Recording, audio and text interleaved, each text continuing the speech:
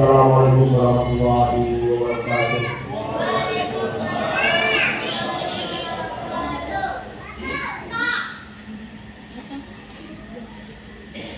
La Sayyidina Al-Mukarram Syekh Abdullah Muhammad bin Muhammad Al-Fatihah. Alhamdulillahirabbil alamin arrahmanir rahim maliki yaumiddin. Iyyaka na'budu wa iyyaka nasta'in ihdinas siratal mustaqim. Allahumma ladzina an'amta 'alaihim ghairil maghdubi 'alaihim waladdallin. Takbir. Bismillahirrahmanirrahim. Takbir ini dari Sayyidul Almarhum Syekh Abdullah bin Muhammad yang bersemayam di Pakapan Suryalaya Kejembaran Rahmanya. Sabda beliau khususnya kepada segenap murid-murid pria maupun wanita, tua maupun muda, semoga dalam kebahagiaan dikaruniai Allah Subhanahu wa Ta'ala, kebahagiaan yang kekal dan abadi, dan semoga tak akan timbul keretakan dalam lingkungan kita semua. Demikian juga semoga pimpinan negara pertama kemuliaan dan keagungannya supaya dapat melindungi dan membimbing seluruh rakyat dalam keadaan aman, adil, dan makmur zahir maupun batin. Sesungguhnya kami tempat orang bertanya tentang Thariqat Qadiriyah Naqsabandiyah, mengaturkan dengan tulus ikhlas, berwasiat kepada segenap murid-murid, berhati-hatilah dalam segala hal. Jangan sampai berbuat yang bertentangan dengan peraturan agama maupun negara. Taatilah keduanya itu sepantasnya. Demikianlah sikap manusia yang tetap dalam keimanan, tegasnya dapat mewujudkan kerelaan terhadap agama dan negara. Taat kehadiran ilahi yang membuktikan perintah agama dan negara. Insafilah hai murid-murid sekalian, janganlah terpaut oleh wujudkan nafsu, terpengaruh oleh godaan setan. Waspadalah dalam penyelewengan terhadap perintah agama maupun negara, agar dapat meneliti diri supaya tidak tertarik oleh bisikan iblis yang selalu menyelinap dalam hati sanubari kita. Lebih baik buktikanlah kebajikan yang timbul dari kesucian. Pertama, terhadap orang-orang yang lebih tinggi daripada kita harus kita hormati. Begitulah seharusnya hidup rukun dan saling menghargai. Kedua, terhadap sesama yang sederajat dengan kita dalam segala-galanya, jangan sampai terjadi persengketaan. Sebaliknya, harus bersikap rendah hati, bergotong royong dalam melaksanakan perintah agama maupun negara. Jangan sampai terjadi perselisihan dan persengketaan, agar kita tidak terkena firman Allah azabun alim, yang berarti duka nestapa selama-lamanya dari dunia sampai akhirat, badan payah, hati susah. Ketiga, terhadap orang-orang yang keadaannya di bawah kita, janganlah menghinakannya atau berbuat tidak senonoh, bersikap angkuh.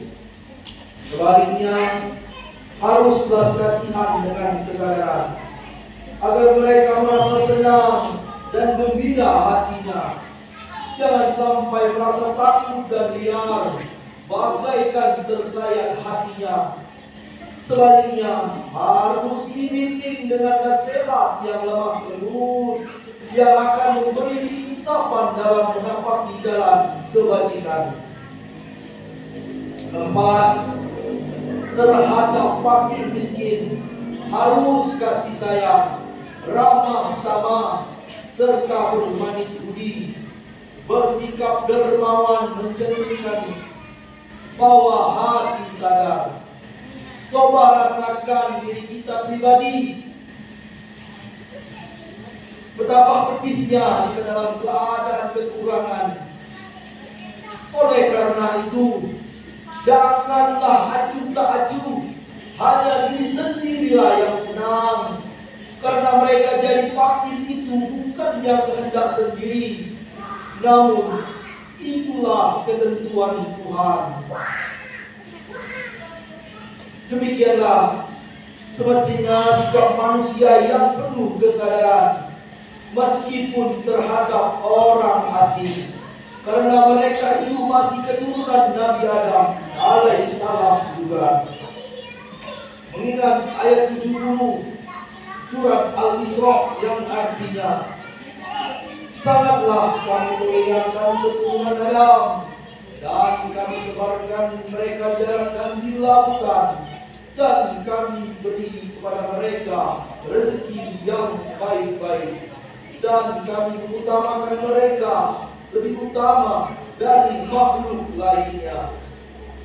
Kesimpulan dari ayat ini bahwa kita sekalian seharusnya saling menghargai, jangan timbul kekecewaan.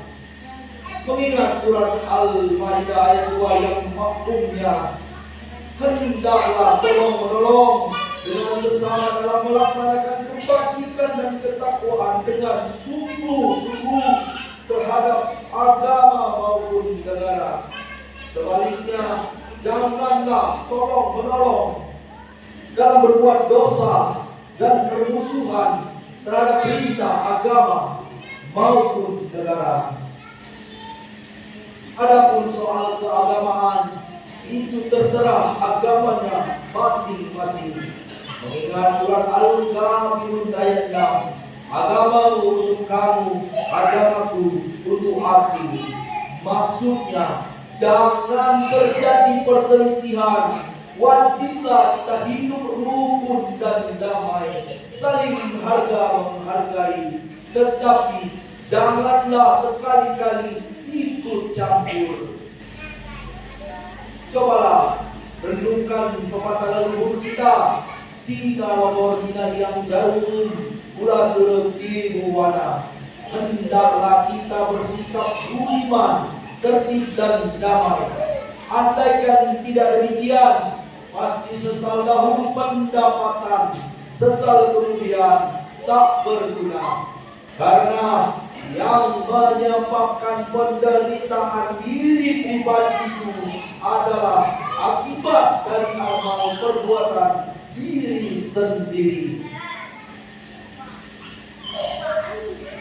Dalam surat An-Nahl ayat 112 diterangkan bahwa Tuhan yang Maha Esa telah memberikan contoh, yakni tempat maupun kampung, desa maupun negara, yang dahulunya aman dan tentram, lemah limpah jinawi, namun penduduknya, penghuninya mengingkari nikmat-nikmat Allah, maka lalu berkecamuklah bencana kelaparan, penderitaan, ketakutan, dan sebagainya, yang disebabkan sikap dan perbuatan mereka sendiri. Dengan demikian, hendaklah segenap murid-murid bertindak hati-hati dan teliti, habis ini jauh pamili dalam segala jalan yang ditempuh, guna kebaikan zahir batin, dunia maupun akhirat, supaya hati tenteram, jasad nyaman, Jangan sekali-kali timbul persengketaan. Tidak lain tujuannya budi utama jasmani sempurna. Cager pager. Tiada lain nawaran kita. Toriko, Qadiriah, Naksabandia, amalkan dengan sungguh-sungguh guna meraih kebaikan zahir batin, menjauhi segala kejahatan zahir batin yang bertalian dengan jasmani maupun rohani, yang selalu diselimuti wujudkan nafsu, digoda oleh berdaya setan. Wasiat ini mesti dilaksanakan dengan seksama oleh segenap murid-murid supaya bisa mencapai keselamatan dunia dan akhirat.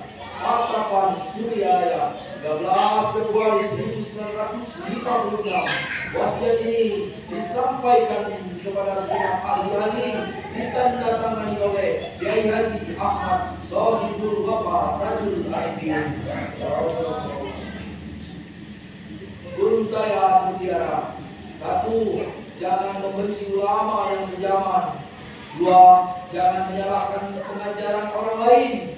3. Jangan memeriksa murid orang lain. 4. Jangan meninggalkan tempat jika tersinggung. Harus menyayangi orang yang membenci kepada pemirsa guru almarhum. La Sayyidina Al-Mukarram Syekh Ahmad Shahibul Wafah Tajul Arifin. Al-Fatihah.